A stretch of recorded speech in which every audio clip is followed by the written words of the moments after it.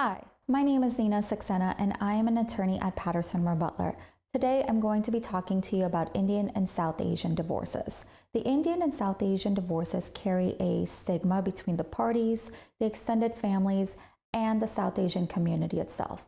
The divorces become more complex when issues of immigration, foreign properties, religious and cultural considerations are taken into effect.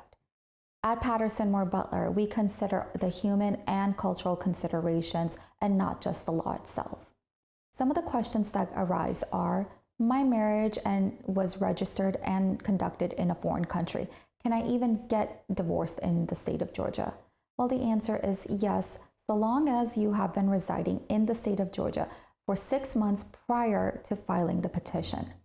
Another question is, well, my spouse or I are on an H-1B visa and the other is a dependent on the H-4 visa.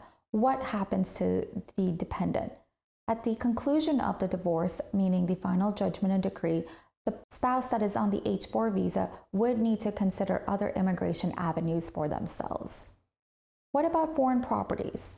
Well, foreign properties would all come into the divorce, and then we would make the determination if any of those foreign properties were in the marriage or considered separate. And finally, if you and your spouse have invested in jewelry, gold, silver coins, what happens to those?